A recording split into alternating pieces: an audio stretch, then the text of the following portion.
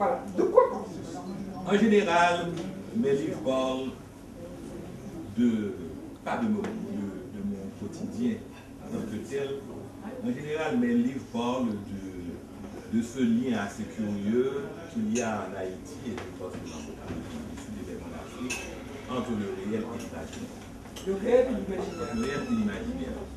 Parce que ce qui est extraordinaire chez nous, par exemple, un matin tu te lèves et tu vois deux gens en train de discuter dans la rue.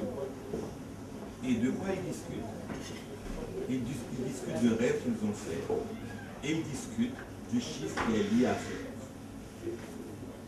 Et de ce rêve que ces deux personnes partagent, et ça peut être 2 heures de conversation, de ce rêve va dépendre probablement, peut-être, toute leur existence, je ne dis pas toute leur existence, mais au moins leur vie pendant une journée, pendant une semaine, pendant un mois. Et les livres qui circulent le plus en Haïti, c'est ce qu'on appelle les tchala. Les tchala, ce sont des livres où on consulte les rêves. Ça veut dire, on te dit dans ce livre, par exemple, au chapeau, à la casquette, par exemple, il y a le vin. Vous rêvez d'une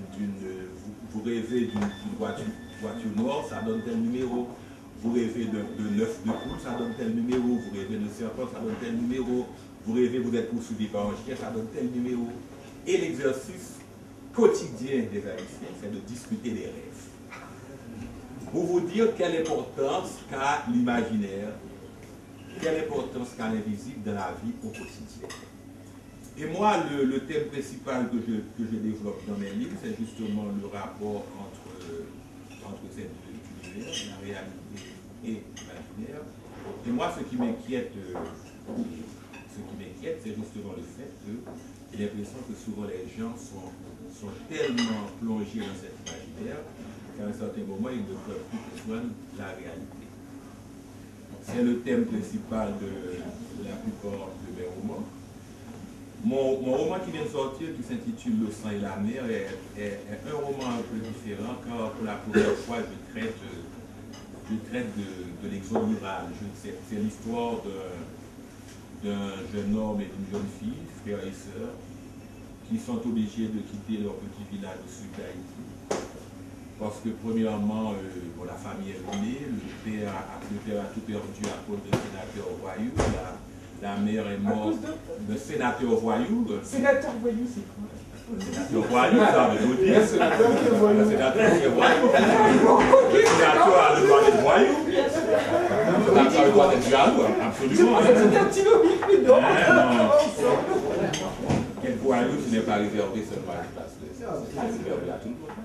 Et la mère est morte tuberculeuse. Donc, on retrouve ces deux personnages qui rentrent à Port-au-Prince, une ville cannibale, une ville carnivore, ils sont pauvres. La fille est très belle, elle est noire. C'est important que je le dise, il ne faut pas voir que tous les Haïtiens sont noirs. Le jeune frère, lui, a aussi pour mission de protéger sa sœur. Et il y a quand même un lien assez fort entre ces deux personnages. Et je donne à chacun de ces deux personnages un attribut. La jeune fille a l'attribut du sang, a l'attribut de la terre, tandis que le jeune homme a l'attribut de la mer. Et on va voir tout autour de l'ouvrage le lien qui lie le personnage masculin à la mer. Et l'histoire, en fait, c'est une histoire sur l'exclusion, sur le mépris. Dans un certain moment, cette jeune fille va rencontrer un jeune homme, un mulâtre, d'une riche famille haïtienne. Et toute l'histoire sera cette jeune fille qui va voir tous ses rêves se briser quelque part parce qu'elle est venue de la province, de très loin, avec tous ses rêves d'une Haïti qu'elle a appris dans les livres, d'une Haïti dont il parlait le pasteur de son village. Et arrivée à Port-au-Prince, elle va découvrir quelque chose d'autre, un lieu d'exclusion, un lieu de mépris. En fait, c'est un roman que j'écris, c'est un roman très fort. Je n'ai pas voulu faire un roman politique du tout, mais je crois que dans ce roman, il y a une réflexion très forte sur le problème de l'exclusion en Haïti, sur les rapports de classe en Haïti, et sur aussi la problématique de couleur en Haïti. Oui. On n'en parle pas trop, et ce n'est pas politiquement correct de parler de ce problème en Haïti. Et on prétend qu'on a évacué depuis les années 60, et malheureusement, le problème est encore là. Par exemple, c'est un problème qui se pose à chaque période électorale.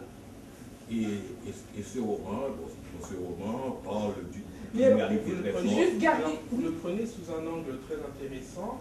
Vous le prenez sous l'angle du prince charmant, du mythe du prince charmant. Parce que c'est comme ça que j'ai abordé ce roman.